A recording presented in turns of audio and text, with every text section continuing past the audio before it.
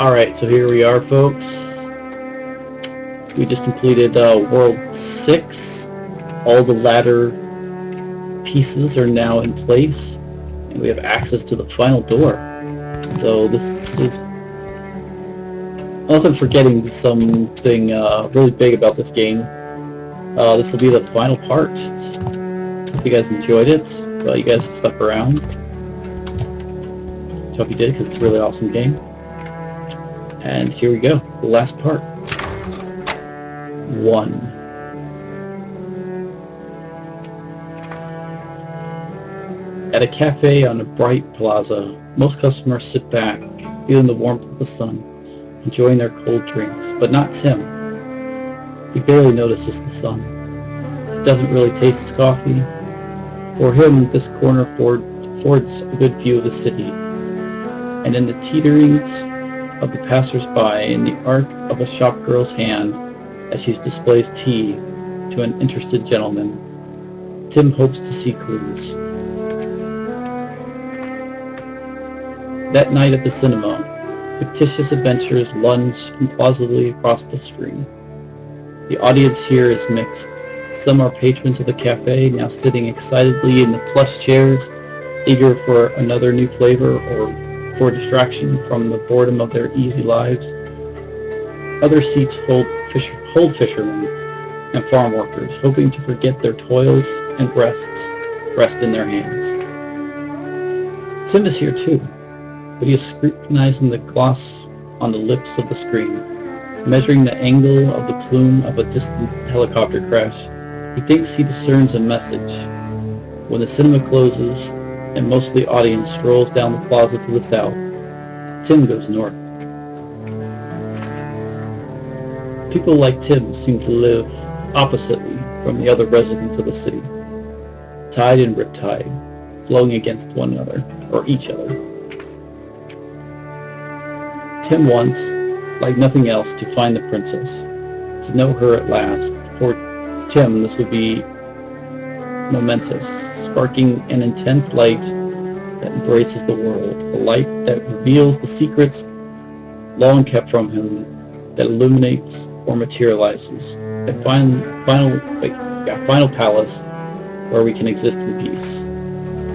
But how would this be perceived by the other residents of the city, in the world that flows contrawise? I think that's how it's pronounced. The light would be intense and the warm at the beginning, but then flicker down to nothing, taking the castle with it. It would be like burning down the place we've always called home, where we played so innocently as children, destroying all hope of safety forever.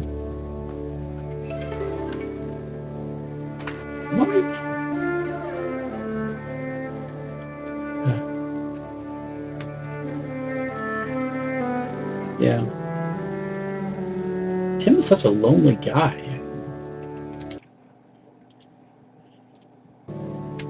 Don't worry, Tim. I'll be your friend. Okay.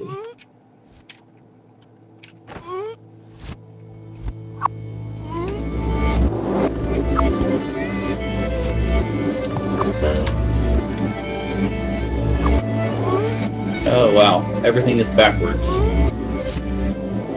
So I jump on somebody's head, they become alive.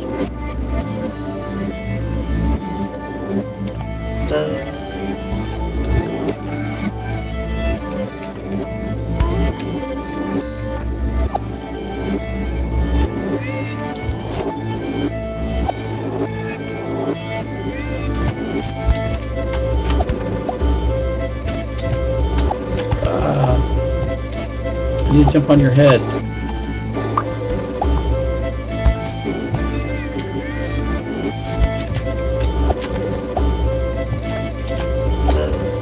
Not quite, okay. I need to get him as he's coming up. Ah! There we go. I wonder what the point of the other one is. Why are there two cannons? I bet there's something else here I'm not seeing.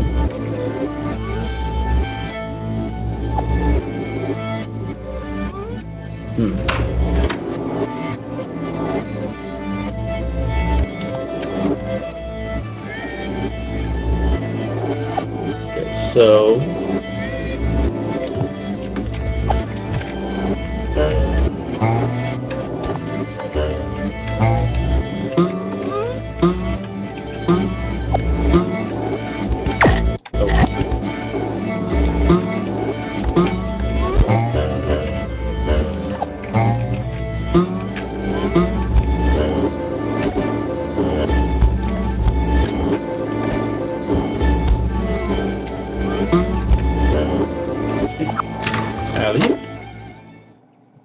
Braid.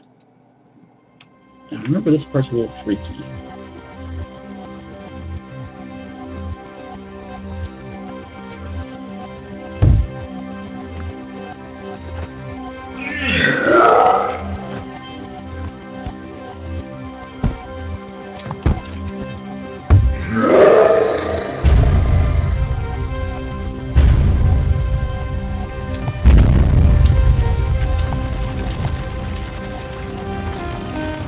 Oh no, flames!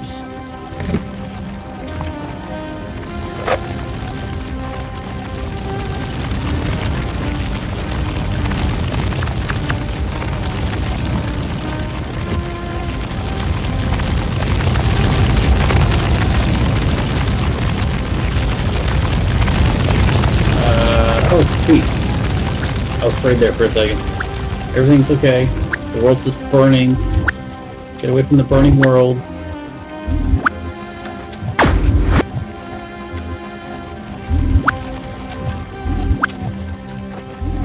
I can save you, princess.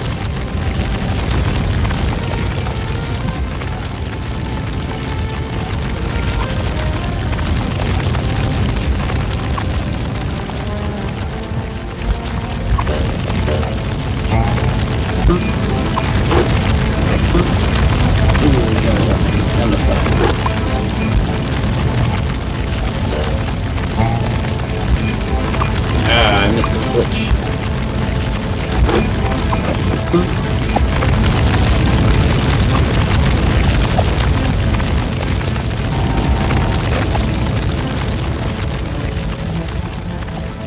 Huh.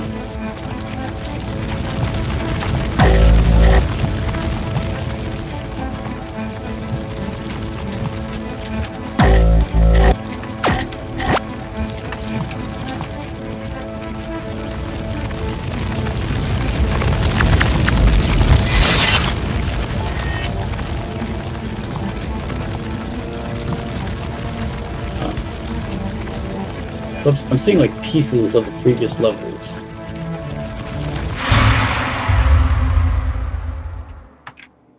Okay, so I'm like a stalker. I'm watching her sleep now. Is that what's going on?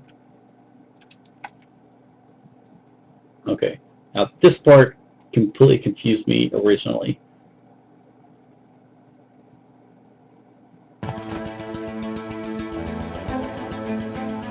I didn't know you had to reverse time.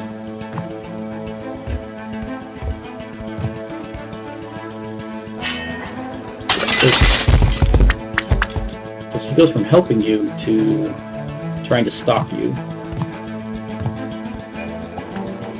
She's basically running away from you.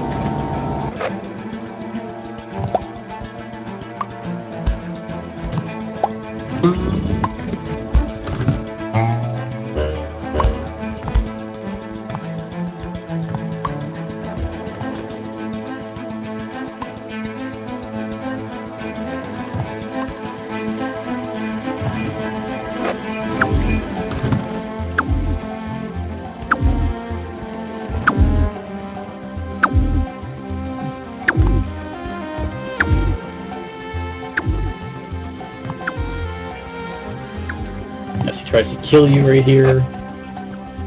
She's not a very nice person now.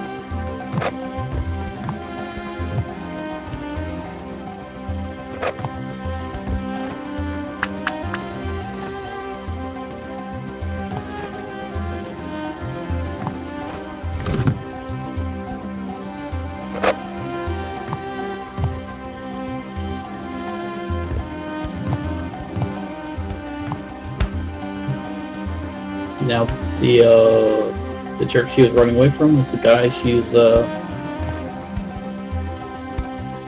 running to.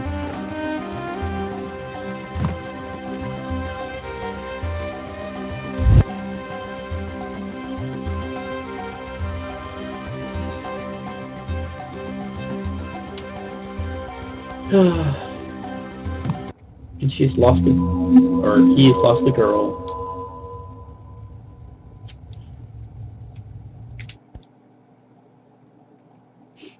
I feel bad for the guy. Now, here's the end.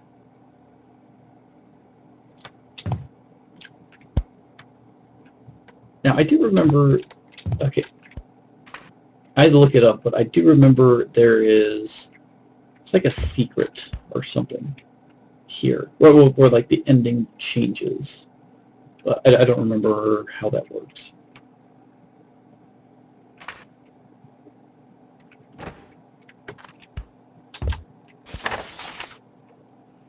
The boy called for the girl to follow him, and he took her hand. He would protect her. They would make their way through this oppressive castle, fighting off the creatures made of smoke and doubt, escaping to a life of freedom. The boy wanted to protect the girl. He held her hand, or put his arm around her shoulder, and in a walking embrace, to help her feel supported and close to him amid the impersonal throngs of Manhattan. They turned and made their way towards the Canal Street subway station, and he picked a path through the jostling crowd.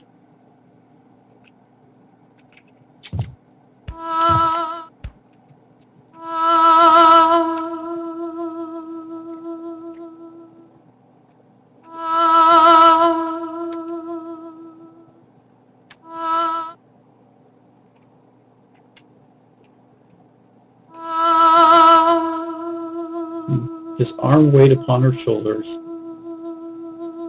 felt constrictive around her neck. "You're burdening me with your ridiculous needs," she said. Or she said, "You're going the wrong way and you're pulling me with you." Another time, in another place, she said, "Stop yanking on my arm. You're hurting me." Yeah.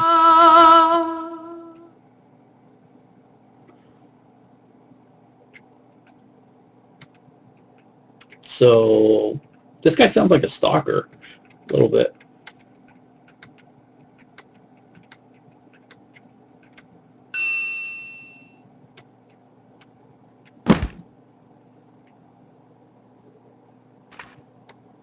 Yeah, I don't remember what the deal was. There's something with these guys. I just don't remember. These books like give you the final part of the story, I think.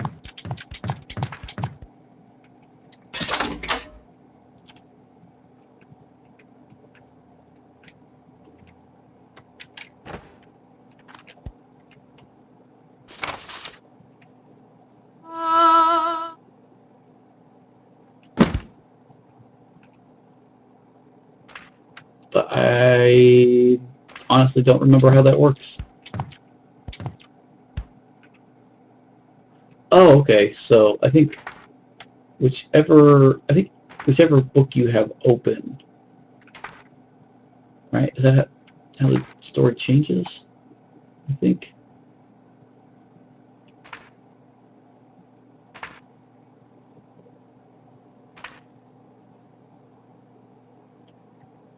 It might be like that.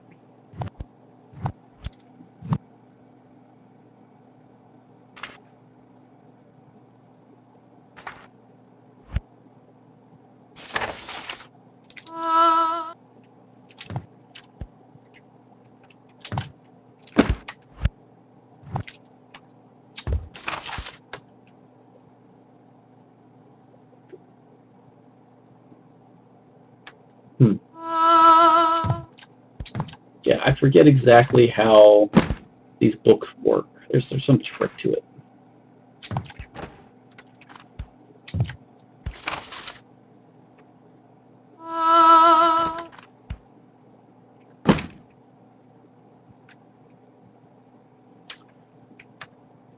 Yeah, unfortunately, I just don't remember how all this works.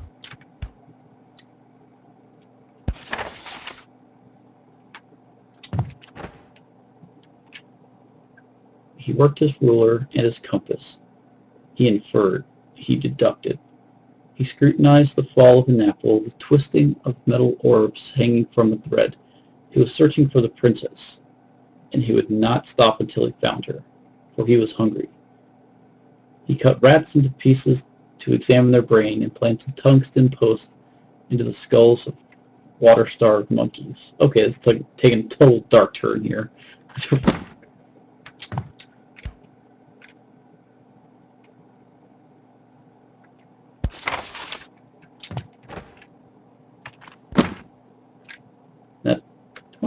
I can't remember what these books do, or why they're there. So we got this one.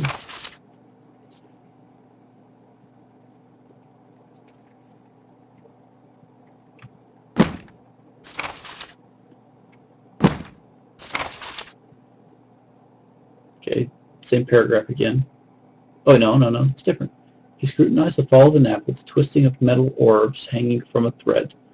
Through these clues, he would find the princess, see her face. After an especially fervent night of tinkering, he kneeled behind a bunker in the desert.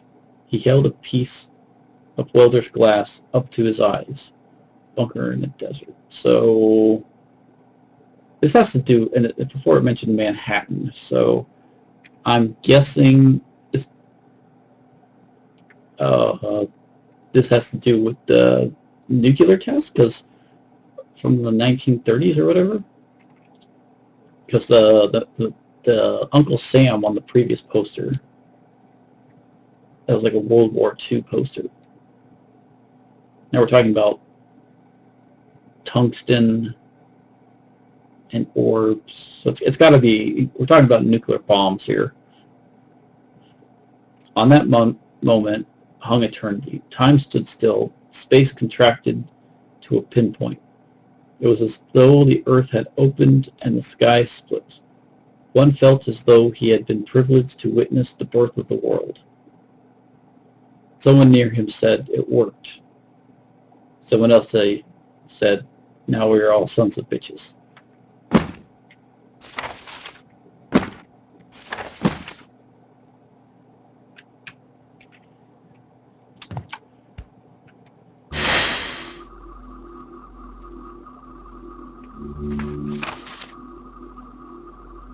The candy store. Everything he wanted was on the opposite side of that pane of glass.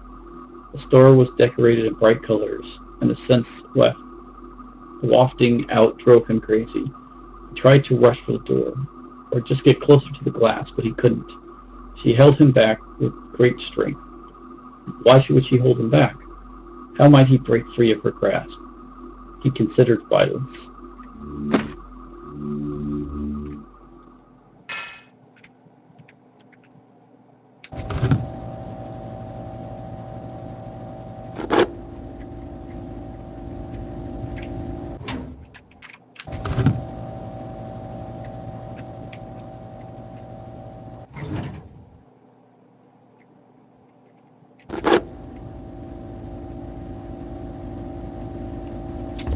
This is one part of the game I never fully understood.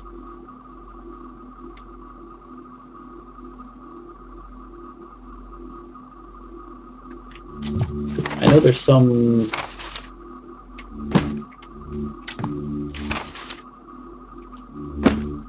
Oh, there's something...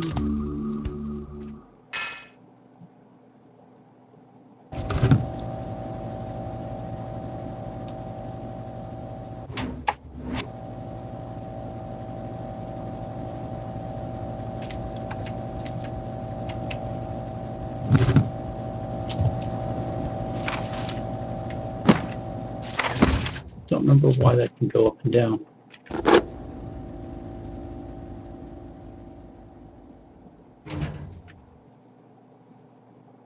Kind of looks like the periodic table of elements a little bit. He cannot say he has understood all of this. Possibly he's more confused now than ever.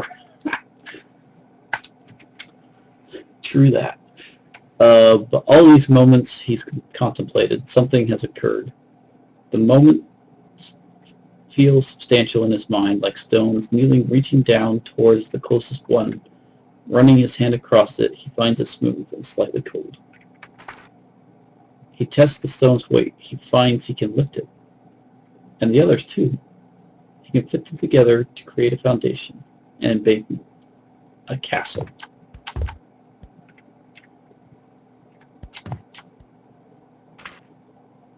To build a castle of appropriate size, you'll need a great many stones.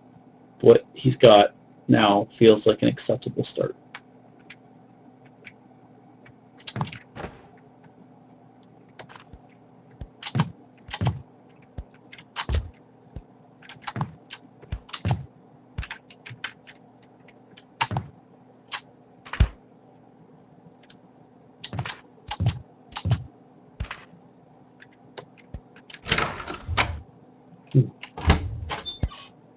Yeah, so I'm pretty sure there's, I guess that is the end of the game. Now, I'm pretty sure there is more to this ending. You do something with these books. I was always confused by what to do with the books. Because you can leave that open. Let's see.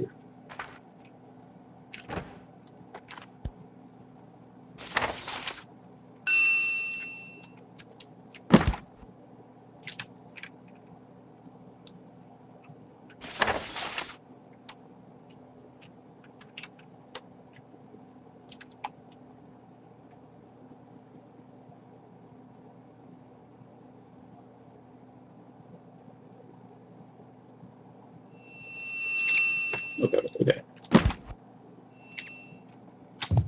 No, I can't get over that.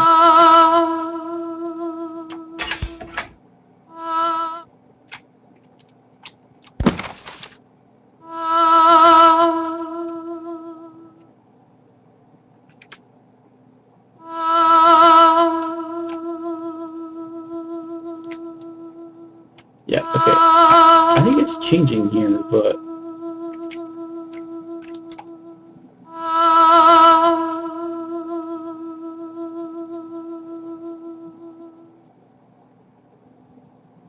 unfortunately I can't look up there while I'm down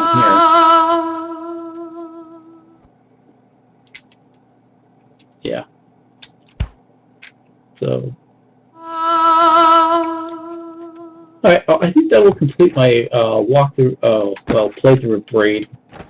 I didn't cover everything. I think there's some secrets, and this ending, there's different endings going on.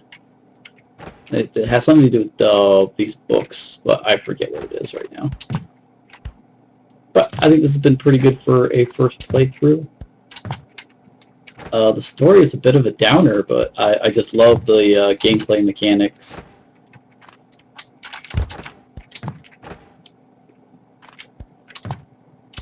Of the time reversal and all that. It just makes it feel smart to solve puzzles like that. So let's see here.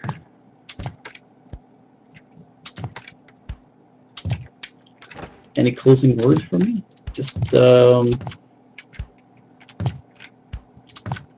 if you just watch me play it, I encourage you to try it yourself. It's just, go out there, support indie developers. And I think that'll do it for my first Let's Play.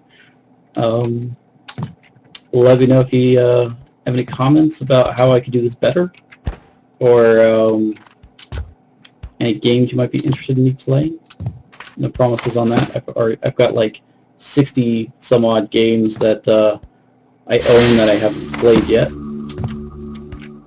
See, this one really, damn. I wish I knew the answer to that. See, now I'm going to have to look up and see what the meaning behind this story is. I wonder if Tim was a real person. He's talking about, like, nuclear bombs and stuff. It's very deep. It's very deep for a game with such childlike graphics. Alright, well, I really enjoyed playing this again, and I hope you guys did too, watching me anyway. And thanks for watching. look for more Let's Plays.